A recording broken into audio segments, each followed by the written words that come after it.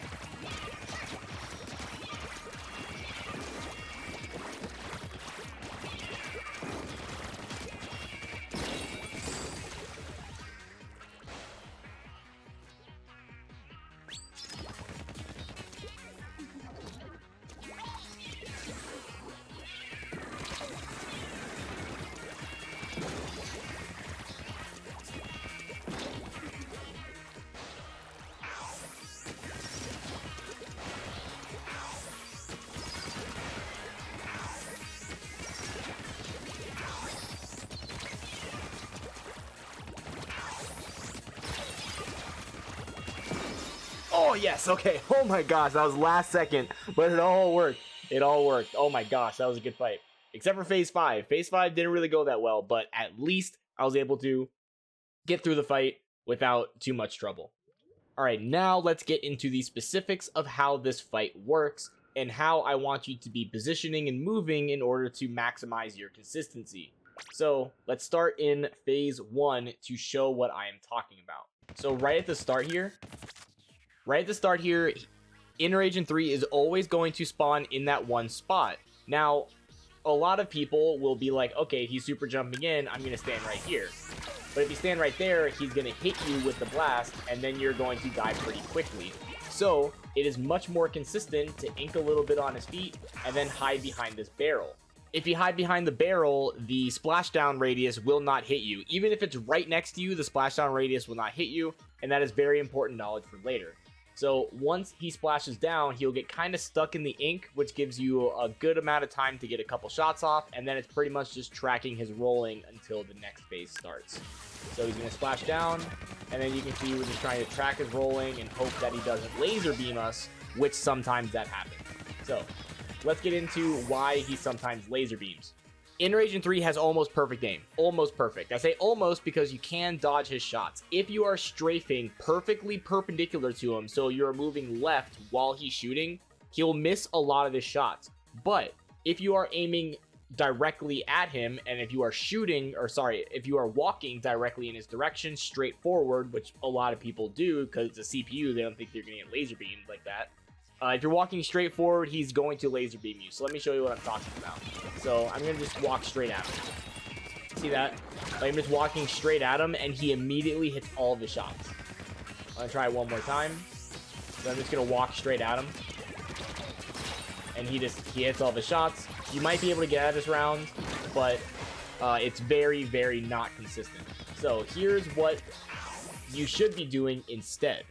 While you are shooting him, you want to make sure you're traveling always in a perpendicular direction to where he is. So in this case, you have two options. Either you can strafe right, or you can strafe left. Wow, right or left. That's crazy.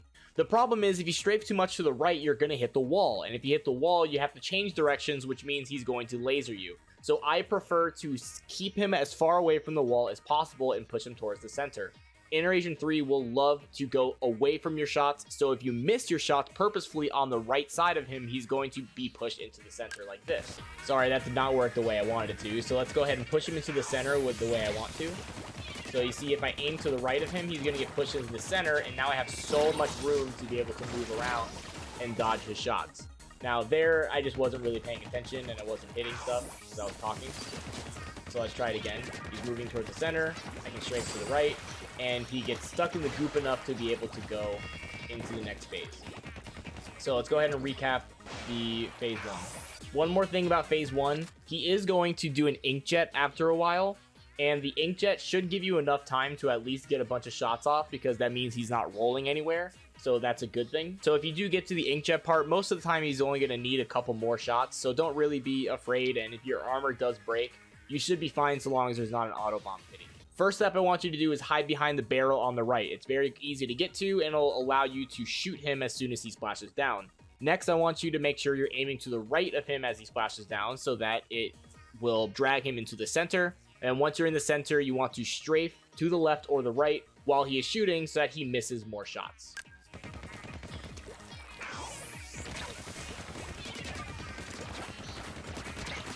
Just like that. They see I was never walking directly towards him. I was always going left or to the right, and he was rolling back and forth because he was stuck in my ink. Inner Agent 3 always loves to roll away if he's stuck in your ink because that's a bad place for him to be. One more thing, you never want to be in a point blank range against Inner Agent 3 because his bullets will kill you a lot faster than you will kill him. Trust me on this, always stay at least mid-range away, if not as far away as you can, so that he's more likely to miss. With first phase out of the way, let's go ahead and move on to phase 2. Phase 2 is the easiest phase. He is going to use the bubble special, and you do not want to let him get all 3 bubbles out. Instead, you want to just completely rush him and hit him as many times as you can before that special expires. He cannot shoot his gun while he's doing the special, so it gives you way more opportunities to get your shots in and damage before he is able to do anything. So, let's see what that's like. So you see he is going to jump into right here. That's good. Really close. As soon as he activates the special, I'm going to get super close to him. And just fire off until I get all this health. Like I said, you don't want to get in point blank range while he's able to fire. So once he gets all 3 bubbles out, back up. If he gets all 3 bubbles out, he's going to use his gun. And if you're really close to him, he's going to laser you before you can laser him. So make sure that you have enough distance by the time the special's over. Also, another thing is he throws an auto bomb as soon as the special is over. So if you are very close to him, he throws the bomb into the bubble, which automatically explodes and takes your armor off. So you have to be really careful of that too. You cannot be too close because he does that trick. It's like an online meta trick, actually. It's really cool. Now let's go into phase 3 mechanics. Phase 3 is by far the hardest. He is going to use an auto bomb rush, which means you're going to have a bunch of chickens coming after you. It's going to be like the meme. Look at all of them chickens. Now you have to avoid the chickens while also hitting him. And luckily, the basic strategy that I talked about in phase 1 worked for phase 3 as well. As long as you are strafing and keeping your mid to full distance, you are going to be able to dodge the auto bombs from exploding at your feet and also be able to hit him for damage. Now, something special about phase 3 that's different from phase 2 is that when he's doing the special, he will use his gun.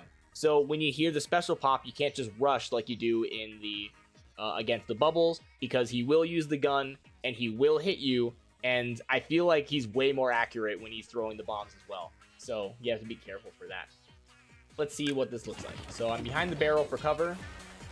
That way you can spawn right here. That's a good spot. And you see I'm keeping full distance while just strafing. That's it. That's a perfect phase 3. That's exactly what I wanted. That's exactly what I wanted. You just strafe and walk forward, making sure that he is far away from his auto bombs, and you can move away from the auto bombs as well. Auto bombs move pretty slowly, so as long as you are able to finish it off quickly, they're not going to get into a situation where there's a bunch on the floor, as well as the fact that if you're constantly attacking him, he's going to be rolling away. And if he's rolling away, he's not throwing auto bombs. So in essence, you're just kind of delaying the special so he doesn't get as many bombs on the field, as opposed to if you take another route where you hide the whole time, he's just going to start chucking them and it's going to be way harder to deal with. Phase 4. Phase 4 is probably the easiest one because you don't have to actively fight him. Phase 2 is the easiest when you do have to fight him, and then phase 4 is pretty difficult. So you just want to put enough ink right here so you have enough space to throw your bomb, and you're just going to throw 2 bombs right on top of the 2 of them. So 1, and then watch out for the Penta missiles. Throw another one. Run away from the chicken if you can. Which I couldn't, but if you lose your armor at the end of the phase, it doesn't really matter. You can always get your health back before the next phase starts. And luckily, the next phase is phase 5, which is probably the most consistent so long as you do everything perfectly. So I'm going to stand by this box. This box is my best friend because it's going to allow me to get cover while he's doing his triple super jump. And that's very important because every time he does a super jump, you can get a couple of free shots before he does the next one, sometimes. So I'm going to be getting my health back. And you see he's jumping right here. Like I said before, the splashdown cannot hit you if it's through a wall. So you just stand barely on the other side of the wall so that you're point blank range in order to hit him again. So he's going to splash down. As soon as the splashdown hits, I'm going to peek out from the wall, shoot him a couple times, and then move to the other side of the wall so that I can dodge the next one. So there he is. Shoot a couple times, and I'm back here. So see, even though it's super close and I'm inside the circle, it's not going to hit me because I'm around the corner of the wall. So I want to keep just barely on the corner of the wall so that I can get a couple of shots in before the last super jump. So get another couple shots there. And now he's super close again. This is the third and final time he's going to do the super jump attack or the splashdown attack. But you do have to be careful because pretty much immediately after he finishes this third one, he's going to do it again. So most of the time he'll have enough health that you can just aim upwards and cancel it. But if you don't, you may run the risk of getting your armor broken afterwards. So you do have to be very careful in this phase. Even though it's the last one, it is not free.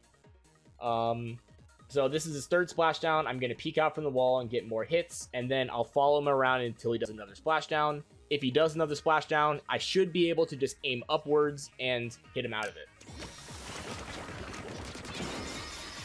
He didn't even get to the splashdown. I was just able to turn and hit my shots. But if he did, you saw he was pretty much dead already. He only had a couple hits left. So I could just aim upwards and cancel the splashdown like a Japanese S+ X rank player would. Alright, now that we have learned all of the strats and how to deal with Inner Agent 3, let's go through all of them in a full speed fight with commentary. Now, if you guys like this tutorial and it actually helps you beat Inner Agent 3 more consistently or the first time ever, let me know in the comments. And be sure to like the video and give me a subscribe if you like more Octo Expansion content and possibly even Splatoon 3 content when that comes out in September. So, first phase is going to be phase 1. We're going to shoot him while strafing. That's all you got to do. Shoot him while strafing. He does do the inkjet, but he was very close to death, so just got to hit him one more time while he's in the air, and we're all good. It's a good spot to spawn. Phase 2, he's going to activate the special, get close, and just land as many shots as I can before he wakes up. Now I got to run away from the auto bomb. Got to run away because I did lose my armor. That's okay. Sometimes you can lose your armor and it's fine. Third phase, he's going to be launching his chickens. Keep max distance so he doesn't fire his gun. That was really good on phase 3. And I just got to clean this up so I have enough space to throw my splat bomb. 1 splat bomb. 2 splat bombs. Now I'm going to clean up the box so that I have enough space to run around. He spawns right here, get a couple shots. He spawns right here, get a couple shots. He spawns right here, get a couple shots, and then I am done.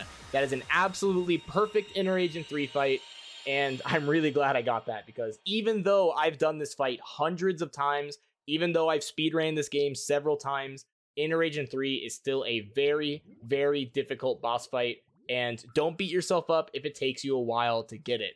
Honestly, it is a very, very difficult fight. I know people who, you know, when this game came out, it took them months in order to beat Inner Agent 3. I know people who still haven't even beaten Inner Agent 3 because it is very, very difficult. The best advice I can say is be patient and, you know, just give it a bunch of tries. Remember all the stuff that I taught you, and good luck out there.